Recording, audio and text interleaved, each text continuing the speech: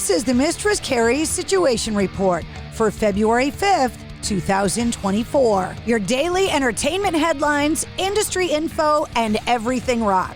Just announced, Rob Zombie and Alice Cooper are bringing the Freaks on Parade 2024 tour to the Xfinity Center in Mansfield, Massachusetts with Ministry and Filter on Friday, September 6th. Tickets are on sale now. The 66th Annual Grammy Awards were held last night in Los Angeles. Here's your recap. Female artists swept the Big Four awards at the 2024 Grammys, handed out last night at the Crypto.com Arena. Taylor Swift won Album of the Year for Midnight. Miley Cyrus won Record of the Year for Flowers. Billie Eilish won Song of the Year for What Was I Made For, the song she co-wrote with her brother Phineas. And Victoria Monet won Best New Artist. Taylor Swift became the artist with the most wins in the coveted Album of the Year category. Previously, she was tied with Frank Sinatra, Stevie Wonder, and Paul Simon, who along with her had previously won 3 times. She won for 2009's Fearless, 2015's 1989, and 2021's Folklore. She accepted the award from surprise presenter Celine Dion. Earlier in the evening, when she won her 13th Grammy, she announced the release of her upcoming 11th studio album, The Tortured Poets Department, set for release on April 19th. Killer Mike was arrested at the Grammys in connection with a physical altercation. The police confirmed the arrest after video was posted on social media showing the rapper in handcuffs shortly after winning 3 awards. Metallica won the Grammy for Best Metal Performance for 72 Seasons.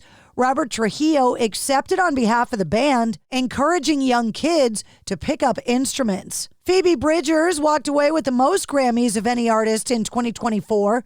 Her band Boy Genius' debut full-length album won Alternative Album of the Year, while their song Not Strong Enough captured Best Rock Song and Best Rock Performance. She also won a Grammy for her collaboration with SZA called Ghost in the Machine. Jay-Z called out the Grammys for snubbing Beyoncé in his acceptance speech, criticizing the Recording Academy for its decision-making over the years, especially when it comes to Beyoncé and the Album of the Year category, accepting the Dr. Dre Global Impact Award established last year for the 50th anniversary of hip-hop, saying, quote, "I don't want to embarrass this young lady, but she has won more Grammys than anyone, and she's never won Album of the Year. So even by your own artist metrics, that doesn't work." Her win for the Best Dance Electronic Album for Renaissance at last year's ceremony raised her total to 32 Grammys. Billy Joel made the live debut of his new song, Turn the Lights Back On, for his first Grammy performance in 30 years.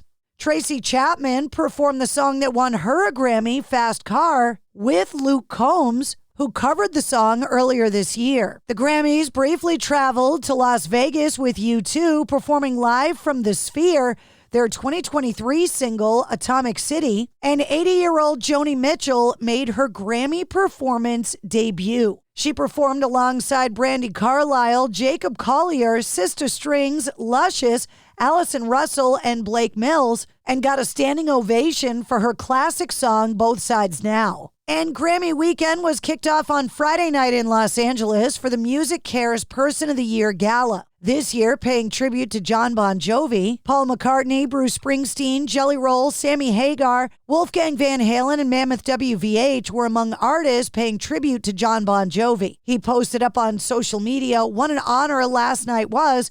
I want to send a big thank you to Music Cares and everyone who has uplifted me in my passion for helping others all these years.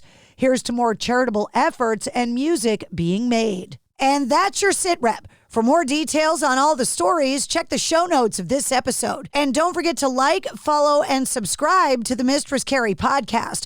New full-length episodes come out every Wednesday. Episode 191, featuring Brian Head Welch from Korn, is available now.